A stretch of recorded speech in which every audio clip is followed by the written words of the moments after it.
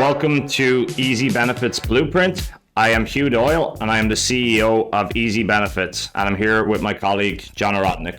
Yeah, and I'm John Ohorodnyk, the Managing Director here at Eazy Benefits, and we're here to talk today about why benefits are broken. Yeah, so John, I guess we've been chatting about this for many years now, but I guess one of the reasons, and some of the reasons, I guess I'll just start firing off why I think they're broken. Obviously, rising premiums, massive issue for employers. And then plan design, things like plan design not changing. I arrived, I think, from Ireland almost 14 years ago now. And, I always use the example, parameds were $500. And then we come across a lot of plans. They're still $500, which doesn't make any sense when you think of the rising costs of those coverages. And then the other big one, of course, John, that we chat about is mental health coverage. Just the one size fits all and maybe lack of flexibility around that. And then I would say the lack of flexibility in general on plans where it's a one size fits all approach, which doesn't really make any sense, I think, anymore, right? Well, and I think you've kind of hit the nail on the head there, Hugh. And I find one of the things that our industry does a bad job at sometimes is I think we like to make it a lot more complicated than it actually is. I can't tell you how many business owners or employees we talk to on a day-to-day basis where they don't understand the scope of their coverages. There's employers that are offering, a very generous Cadillac-style benefits program, and the employees aren't getting the value out of it. They're just simply not understanding where they can use it, how they can optimize it. And so there's often a mismatch. That's the other side of it too, is, you've kind of got multiple generations of employees now. It's still kind of been that one size fits all for employees.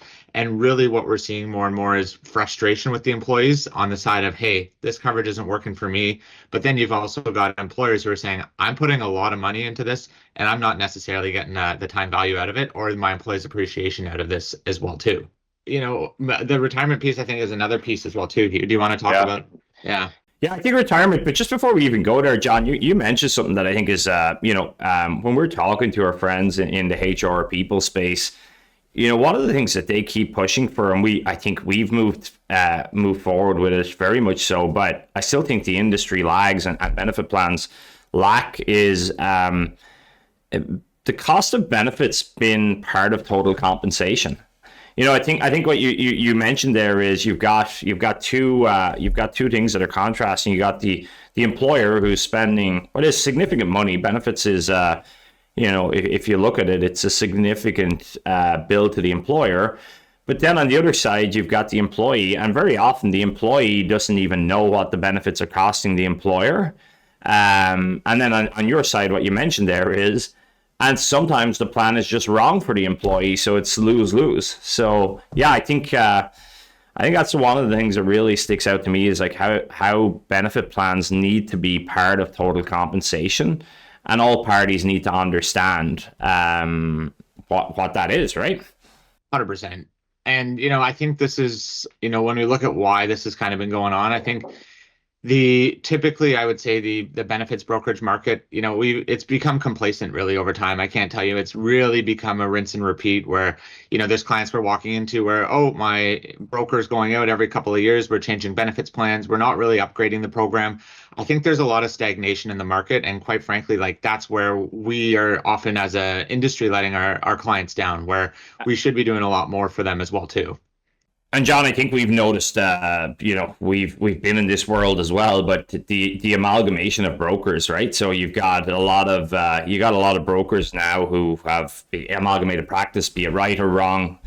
But that amalgamation, I think, has led to, if anything, in the broker world, I'm going to say a lack of creativity in a lot of cases. I'm not going to say all. I think.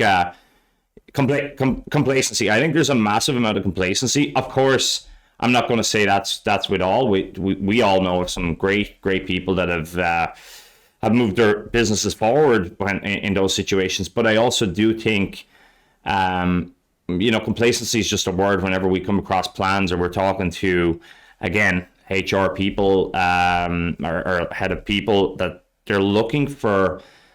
they're just looking for more and the creativity isn't there. And then when I go back to my example of been 14 years in Canada, a paramed staying at $500. That's the one that always hits me. That no broker, or most brokers, don't even inflation protect that. That just for me is, it just really, really strikes me as total complacency. 100%. And I think now more than ever, we're also seeing other things. You've got cost pressures in a time of economic uncertainty with businesses Yep. where they need to be looking at things to look after their bottom line first and foremost, but they also still want to be adding value to their employees. I mean, we've all been there when, you're in front of a business owner and the cost isn't there for them to be able to continue to offer the same level of benefits. And they Yep. know it's a tough conversation. So even on the other side, you look at something like a long-term disability benefit. We've seen what's happened in the market over the last few years where mental health is almost close to 50% of mental health claims that are going through long-term disability now. With that spike, I mean, the cost for employees, even on long-term disability, is starting to become unaffordable as well, too. So all of these things are really kind of reaching a boiling over point where cost is now becoming at the forefront, but we are also still Mhm. looking at opportunities to really optimize and bring forth new solutions because while disability is super important, at the same time, we also need to be looking at adding value to those employees so that they're getting the true value out of their benefits program as well too. And I think you hit something on the head there. A lot of plans are set up that the employee is paying for disability. We're seeing some where the employer is starting to pay for that as well. But I think coming out of COVID, one of the things that from the employee and their viewpoint is the cost of living can't be ignored either. When we look at an employee's paycheck, especially in certain sectors, I think I think that can't be ignored. I think we have industries, John, where there's everything from a junior person starting out making a low hourly salary, for want of a better word, and they really can't afford any dollars off their paycheck, right? But then we've execs where they want to buy more, so it's just it's interesting to me how broken that is, that we lump in a CEO of a company with a 22-year-old that's maybe starting out in their career and making an hourly wage, working their way up, but also struggling with the cost of living, right? Well, and I think that's also what does the business owner or the employer some trouble sometimes as well too, because the employer or the employee, pardon me, also often kind of feels like mistrust because I'm spending a lot of money, but I don't really see the value in what I'm getting out of this. And you Yeah. could have 100% benefit program, but because you've got a high long-term disability rate, to your point, Hugh, that employee who's making 18 to $20 an hour, that's not going to be working for them because they're worried about their next paycheck and being able to provide for their family, and they may have fantastic benefits, but the cost of those benefits is now becoming detrimental to their well-being as well too, and it's actually accomplishing the exact opposite that the employer set out to do. John, the other the part you're about to jump into there that I'd love to just take a little dive into as well. That's I'm going to say it's a bit of a pet peeve of mine at the moment is group retirement for employees, and I think the areas that I see there is broken. The broker world is not spending enough time doing things like looking at funds that are underperforming, outdated, which is obviously part of cap compliance as well. But we see that all the time where it's ignored. I think more times than not we're seeing it. And it's the frustration on my part is that the broker world isn't, it's a fixed cost to the employer. So let's just say it's a 4 or 5% match. The employer is spending that 4 or 5%, but ultimately, every employer we know really wants to get the most out of that for employees. And we're just seeing the waste in that and the money that's adding up to over time, which is ultimately costing the employee. And then the other thing I think there is you look at forward thinking companies, and we're very fortunate that we work with a lot of forward thinking organizations that help us and frankly help educate you and I. These people we work with have been a great resource to us in a lot of ways. But I look at companies that are doing things like career mapping. They're actually sitting down doing proper reviews with their employees, and group retirement is the one thing at the moment that I think it really sticks out to me that employees care a lot about. And brokers need to be illustrating better and showing what employees need to be putting aside, frankly, to reach their retirement goals. And then we've even seen it within our own industry where companies are offering, maybe 1.5%, 2% match in industries, like our own, where you're saying the employees should really maybe see a path forward on that. I don't know what your thoughts are on that, but No, and I think you kind of hit the nail on the head where, you came back. I'll come back to your original comment there on the total rewards piece where, being able to illustrate the value of the group retirement program as part of that total compensation statement, like that's a massive value add for those employees as well too. And to your point, I think what's often not done often enough in our industry is I don't think group retirement plans are reviewed quite frankly enough. And I can't tell you, yeah, for we sure. walk into a program and we're looking at it and the funds haven't been reviewed in, 5 to 10 years. The IMFs haven't been looked at in 5 to 10 years. You now have, Mhm. a couple $1 million of assets, and that IMF is 30 to 40 basis points above where it should be for an organization of that size. And we're looking at fixing that right away. Illustrating the value and the dollar cost of that to the employer is massive because what we can do with that afterwards is impactful for the employees. And I think two things I'm going to hit on with that regards is, looking at restriction rules around group retirement programs and really being able to have them structured properly for employees. The employer is able to illustrate that to the employee where they're able to get to the point that they're able to have very low investment management fees and they can really drive a proper retirement savings. I also think, and I know Hugh and you've chatted about this all the time, but there's nothing better than, you've got an employee who's been there for 10 years and they look at that group retirement account and go, hey, me working at this organization, this is the money that I've been able to save through working here through their support. And then, when we're talking about supporting people in that financial fragile state, because, more and more Canadians, as we see it, are getting into that position now, unfortunately, with the economy where we're at right now, we're even starting, as employers are becoming ways that, helping their employees on the retirement side. One thing that's becoming more prominent to us is, hey, we're doing a base contribution of, whether it's 1 to 2%. So those employees who, maybe don't have the funds right now to contribute, they're still getting a small contribution from their employer, and then they are matching for those higher amounts. So at least there is that base amount going into their programs, but then those that are able to contribute more are still getting a higher match as well too. John, the other thing I felt, we've had, we deal with a lot of sectors, right? Tech, manufacturing, construction, just to name but a few. But, more recently in the manufacturing space, we've got a lot of people that English is not a first language, and it really struck home to me. A lot were lower income earners, English not a first language, retirement plan in place when we took over, and they didn't understand what they had, and they didn't understand how to use it and how to contribute. So these people were missing out on a matching, didn't understand the tax benefits of that. And I felt, again, what we're talking about today is why benefits are broken. I felt there was an obligation on us as brokers to really not ignore that, because it's too easy to ignore that, and those people are, need that help. They need the hand holding.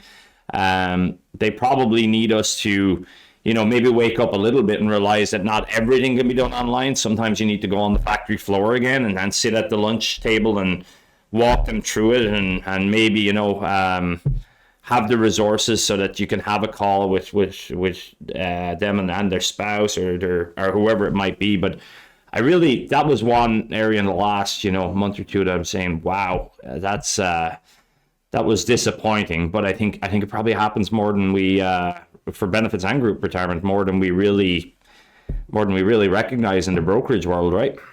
Yeah, and I think it comes down to us as brokers and advisors and consultants and being able to be there to educate our clients as well too. And that's really what we need to be doing, is putting resources into being top of mind for clients as well too, and being able to consistently go back and say, hey, here's where things are at, here's what's going on, here's the evolving Right. trends, because it's very easy to just set it, forget it, and then let's talk every 9 months or every year at renewal. It's very easy to get into that state, and I think it's super important for us to always be presenting new solutions to our clients as well too.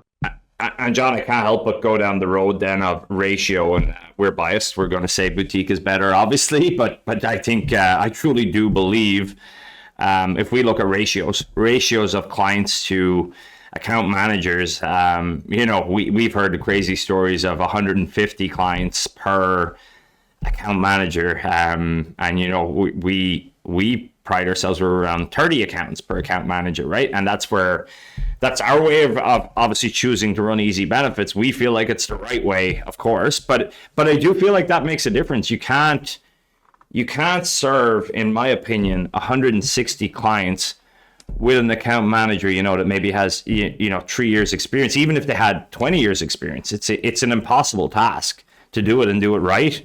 And I think we're seeing that all the time. Like we're seeing those ratios out there in the marketplace where when one of the questions you and I always ask is, well, do you know how many clients your account manager is managing? And then I think one or two of our clients have really pushed, they're now our clients, really pushed and said and asked their account managers, and that has come out. And of course, with those ratios, you're not getting that kind of, I'm going to say, boutique again level of service. And I think that's a major issue when we say benefits is broken.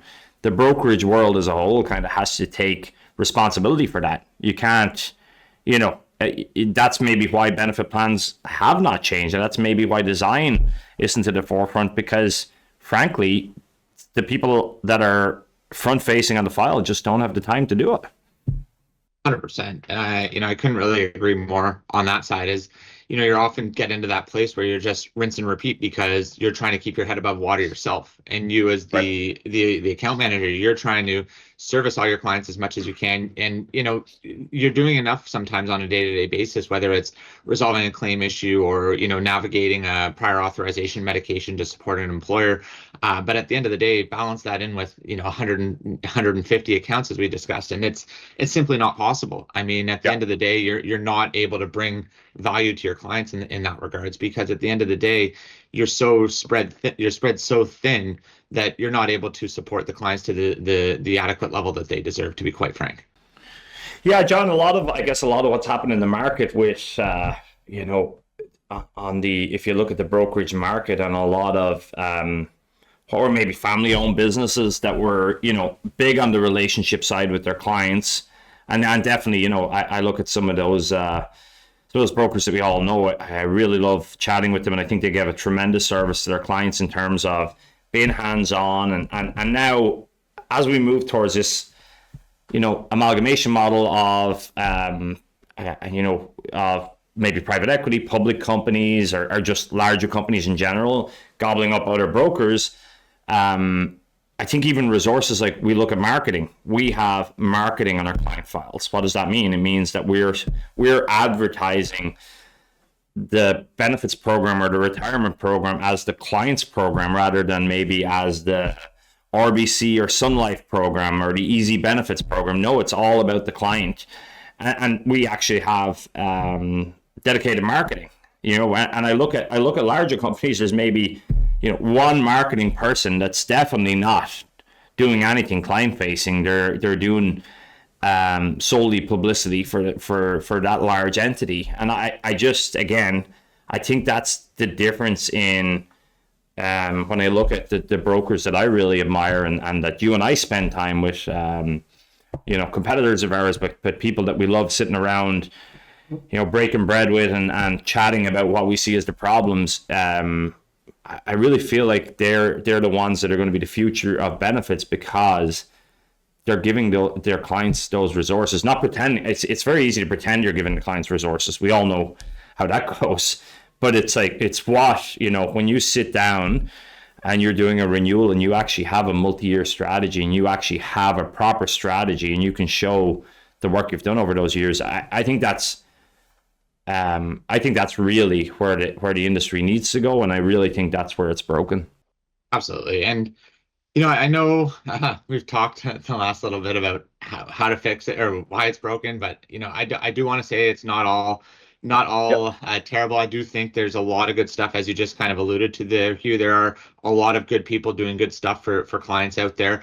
I think, how do we look at fixing it? And I mean, I think some of the things that come to mind on my side is understanding your employee base to begin with, and understanding who's showing up for you to do your job, what that looks like, being able to bring more tailored solution to your employees based on the client base that you have. And so who's the employees? Is it because, you could have two companies that look the same, they feel the same. Hey, we've got two 50-person organizations that are in the same industry, in the same location, and they couldn't be further apart from benefit needs just because of the makeup of their organization. And so some of the things that we look at is, really you got to start with understanding the client base and the employee base. And so partnering with those employers and those HR partners and understanding the people that are working for them, that really helps us kind of craft a strategy. And as brokers, that's really kind of the ground floor of what we should be doing to really bring forth tailored solutions to a lot of our clients as well too. And John, you mentioned something there that I think is important, and I think is really important that we're continuously improving when we do this, is making sure we understand the company through their people. Meaning, if we're dealing with the HR team, that we truly become an extension of the HR team, because we're never going to know our the people on in the company as well as the HR team there is. And the other one that we're big on is, we still deal with, of course, in Canada here, a lot of privately owned companies. We're super proud of that. Super proud of, working with, being a Canadian owned company and working with Canadian owned companies. I mean, it's wonderful. And one of the things, even last night I was out with the owner of a tech firm here and a fellow European. So, but brought a lot of employment to Canada. And I think just doing that for me is super important. Sharing with me what's going on in their world, what's happening in terms of their hiring, what's happening in terms of their margins in this market. Trade is obviously a massive thing these companies are talking about. So I think as well, the way of fixing it is getting to know the companies more. Again, one size fits all. I feel like we have a job to do that's really digging in and getting to understand who this. It could be something as simple as a car dealership. Well, the way they're ran or the way their philosophies around their people could be completely different depending on who the companies are, right? Absolutely. And, I will say we do come up and, there are lots of clients out there and, companies out there that are getting it right. And, what do I look at as, getting it right? And where do I say, hey, you've got a great kind of thing in place here. And when that comes to mind, it's people that are kind of looking after their organization first and foremost, but also being able to kind of keep their budget on a consistent basis. And so, what I'll say, a lot of companies have kind of shifted their philosophy around, and we're seeing this more and more with our clients as well too, is moving away from that defined benefit and more to that defined contribution approach. And I find that's been such a win for a lot of our clients and other industries and individuals that we're talking to, because as we kind of alluded to at the start of the podcast here today, cost has been going up on a consistent basis.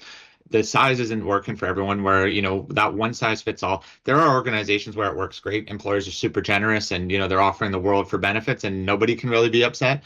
But in a world of reality today, where we're dealing with people where there's a cash crunch or a financial cost and employees wanting to have different things. I mean, we're five generations of people in the workforce now. Moving to that defined contribution model, introducing some flexibility where employees have the chance to choose what coverages matter most to them. That's really kind of where their employers are moving forward to really start to add a lot of value in the benefit space we're seeing. Yeah, no, I totally agree. Totally agree. So anyway, we've kicked the ball around a lot on what's broken and hopefully added some positivity. A lot of clients doing things great. I can't help but notice one thing that's broken. In Ottawa, we have some nice microphones here, and in Toronto, our office doesn't, John. So maybe you need to get a fix on that, eh? That's as we keep going. We'll see how that goes, eh? Yeah, absolutely. Great. Well, listen, this is always a lot of fun. John, you and I kind of talk about this regularly ourselves anyway, so it's kind of great to just break out and do it over a podcast and hopefully share it. And anyone that listens takes a few nuggets or reaches out to us with any questions. Absolutely. Well, thanks everyone for tuning in to the Eazy Benefits Blueprint. Stay tuned, subscribe if you want to hear more of these episodes, and there's more to come. Thanks everyone, and have a great day. Thanks, folks. Have a great day.